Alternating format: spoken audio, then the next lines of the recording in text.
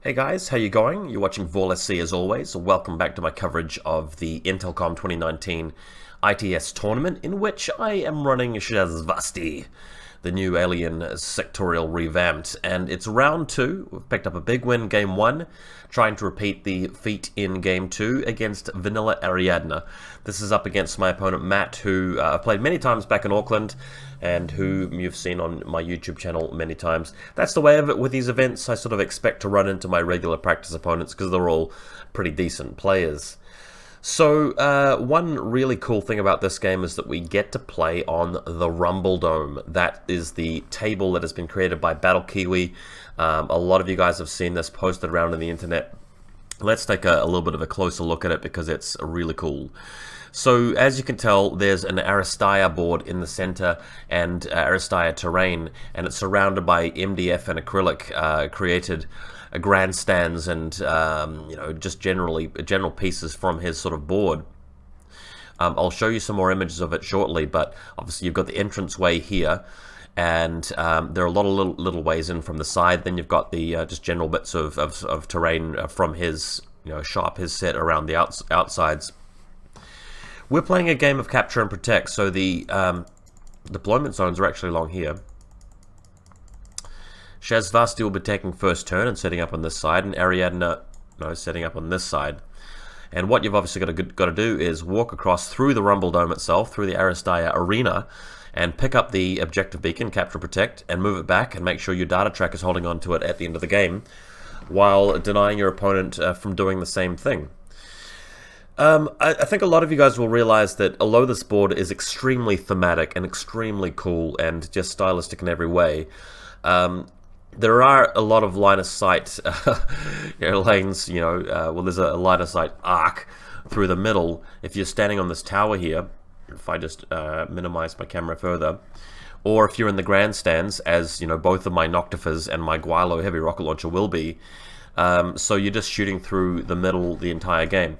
My recommendation for those of you who are going to order a set like this from the internet and play on it is to move the table so that these grandstands here stand, like here and here, blocking off a big line of sight through the middle, and you've got the board maybe in one corner, and then everything else is like the surrounding town.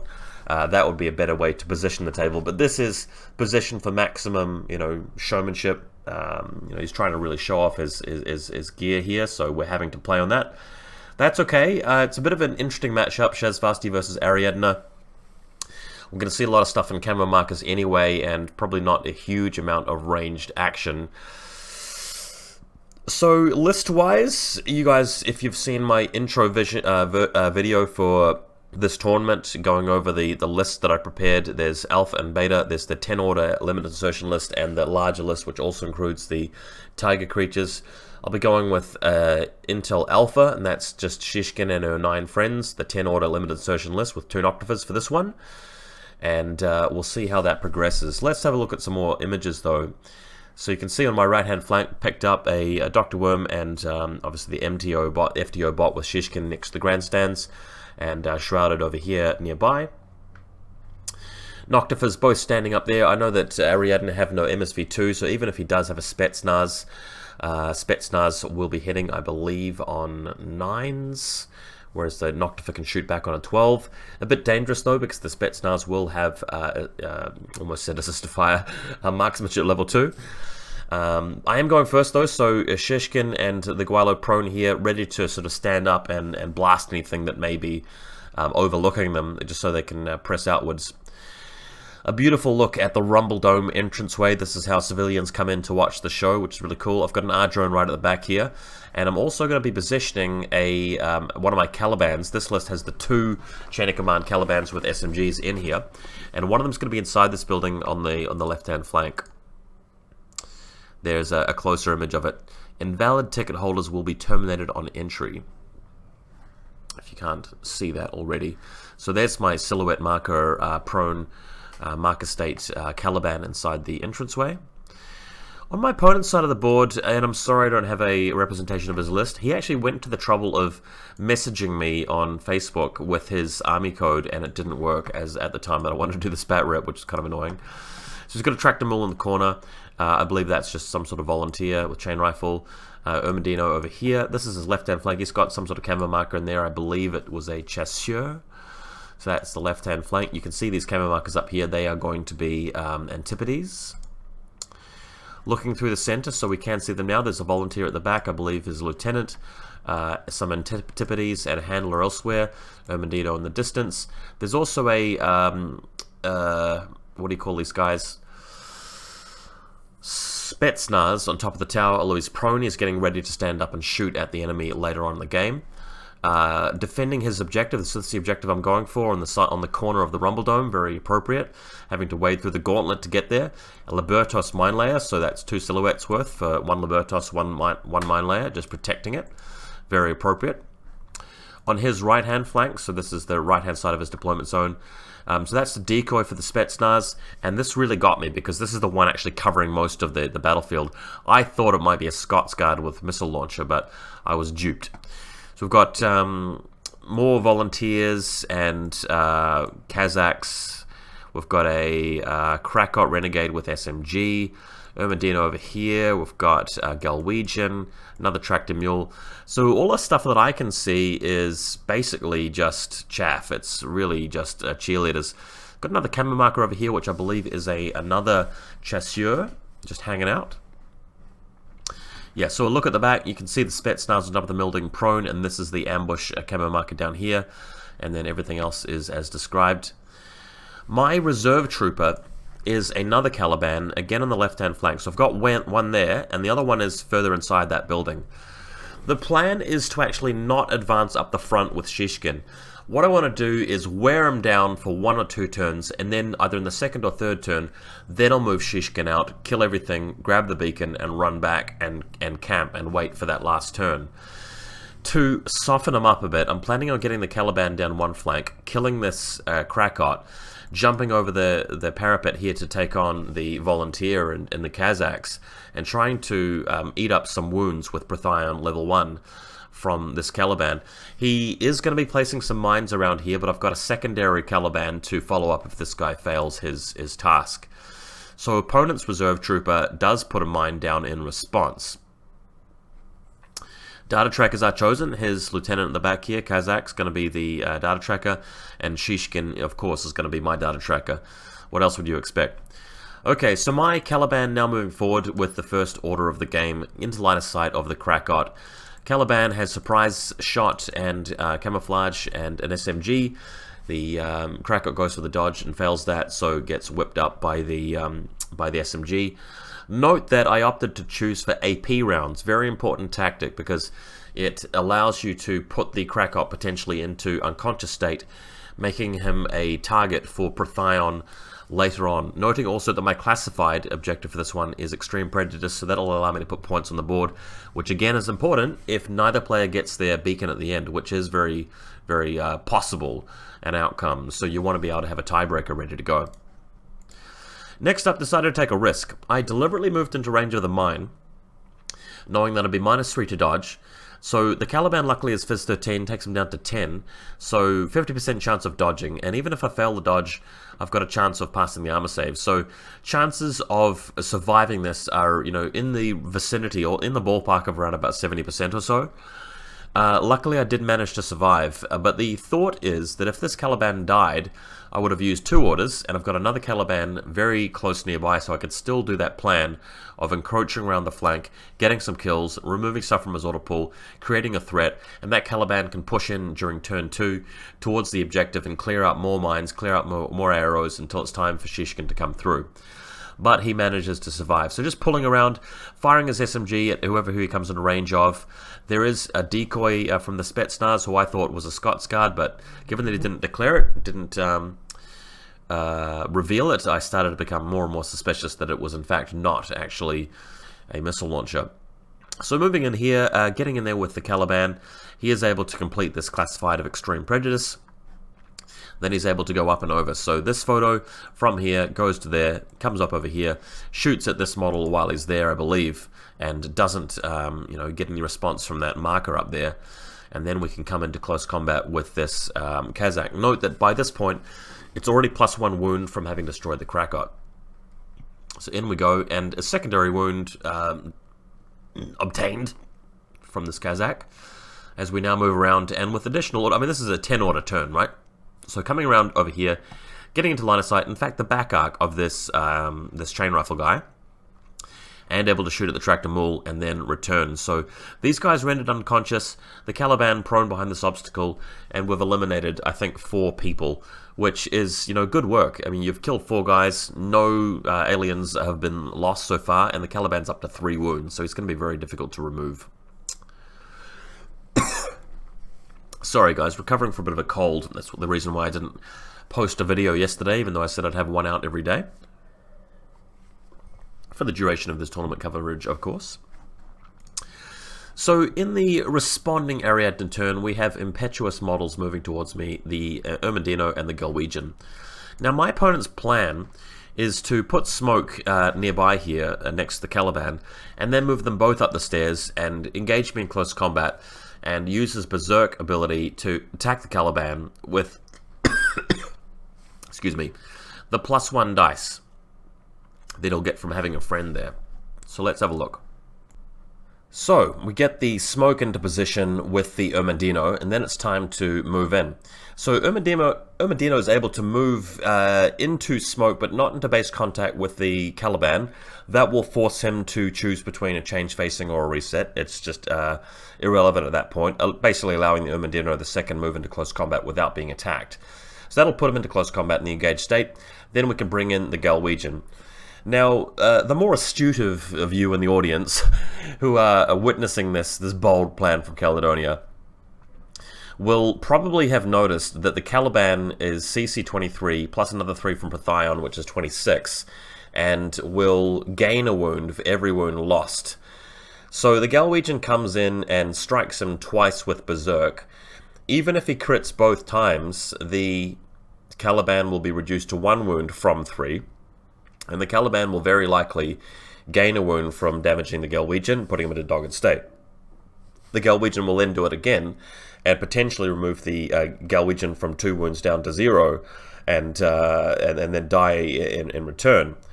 But the Caliban will possibly pick up a wound from that as well. So the Caliban, you know, statistically is likely to eat the Galwegian up and regain wounds before, you know, dying himself, whereas the Galwegian will run out of steam first. And that's exactly what happens in this interaction. And my opponent, you know, scratching his head, realizing that he hadn't thought it through, that because the Caliban had gained so many wounds, even in the unlikely scenario that the Galwegian just does, you know, a wound with every single attack, in this case he doesn't actually manage to do that. Like, there was 1 tanked arm save through all of that. The Caliban actually manages to remove the Galwegian without dying. So thanks for feeding me and serving me up the food on a plate, guys. Very, very well done. And I think the scenario just really illustrates the power of the new Caliban in this sectorial, right? So you got a guy who moves up your flank in marker state and can't be attacked for a while, hits you with an SMG or a pulsar, and then eats up your corpse to gain extra wounds, and then starts killing you in close combat. And then if you're going to try and remove him, you've got to shoot at him or something, and he's got 3 wounds sitting there, and he's got camouflage, and he's got cover, so he's a very difficult thorn to take out of your side, so to speak. Really proud of that moment. Okay, so we've got a camo marker down here. Let's have a look right down here, and he's going to be moving out into the field and possibly being discovered as he does so. Not too sure why we zoomed back to this model for some reason, but oh, so what's also happening is that the okay, so that camo marker wasn't moving that far out. I think we were just having a look at where the handler was. This may be the handler of the dogs. Can't quite remember what was what, because I'm not very attentive to some of these Ariadna models.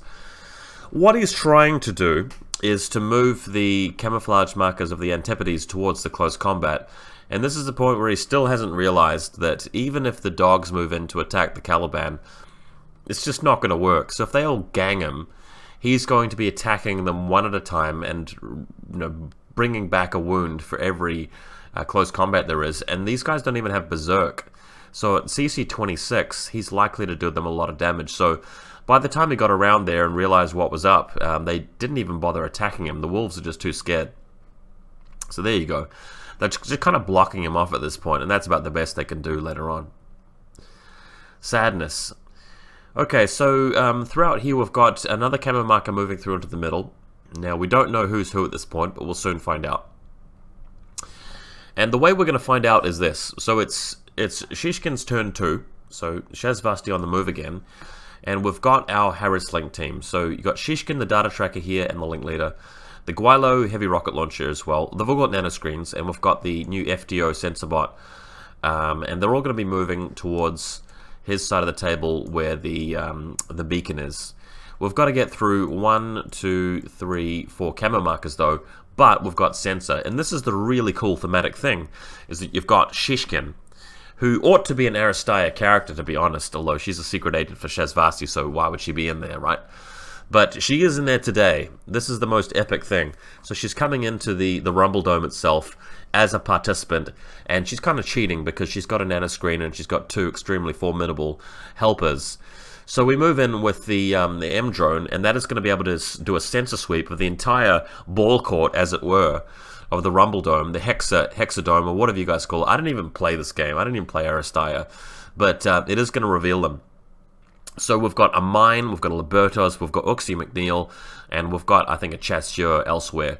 This allows Shishkin to move through with Fatality level 2 in a link team and attack Uxie, who managed to miraculously survive one face-to-face close combat roll. Not close combat, shooting roll. But Shishkin, of course, moves through and annihilates her with the second attempt. Then it's a matter of discovering and destroying the Mine, and then coming around into close combat with the Libertos. In fact, Shishkin doesn't really have to worry about the Mine too much, because she starts with 2 wounds, and if she just eats up the wound from the Libertos, that'll cancel out the damage that the Mine does anyway. So with the Libertos acting as lunch, she's now able to grab the objective and move back. And, you know, quite effortlessly, might I add. So she's just killed several Ariadna models, gained an extra couple of wounds from that because she kills the Libertos, tanks the Mine, takes his corpse, takes Uxie's corpse, and blah, blah, blah, blah, blah.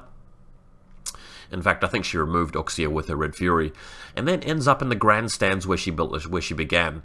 So we've got a Guilo that can be standing up if it wants to. We've got 2 Noctifers covering her. She is in her own deployment zone as the data tracker with the objective. So this is looking like a pretty decisive game. Elsewhere, the Caliban does attack the Urmandino, kills him, and gains an extra wound, and the dogs don't even bother responding. I mean, they can engage, but like, why bother, right? So trying to recover things somewhat, we've got Van Zandt. So Ariadna turn 2. Van Zandt appears and awkwardly has to avoid the bot in the link team, able to shoot through there, and the R drone, which is able to shoot just past where he is. So he deploys there and then moves over to the cover of this little habitat thingy, this zoo enclosure. Then he's able to start moving around and getting some shots. So rifle against M drone does eventually manage to beat it, although it's a bit scary because it's got a nanoscreen and it's got a link team. So good luck, Van Zandt, killing that. There is an R drone over here which he's able to have a go at. And then after he's taken out the M drone, he's able to go after the Dr. Worm. So Van Zandt doing a little bit of work there. And then, of course, coming and hiding back behind this natural frog habitat or wherever it is, this little goldfish pond, and going to safety. Of course, we know that Shishkin, won't take that lightly and is going to come from her position here, down the stairs and over to take him on. Ariadna really short on orders at this point, though, because they're losing guys every turn. So we go straight over to Shishkin's turn 3.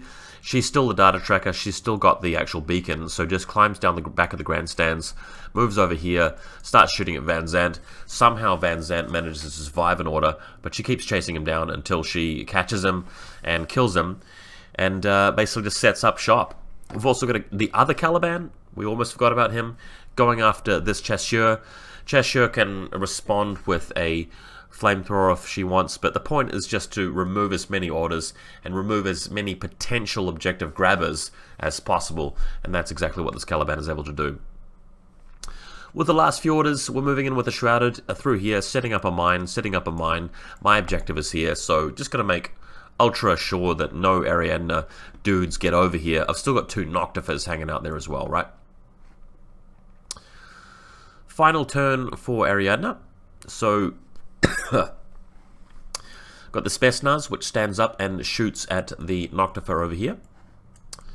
Able to destroy him, eventually, luckily. I think he's in a specific group which runs out of orders. I couldn't quite remember.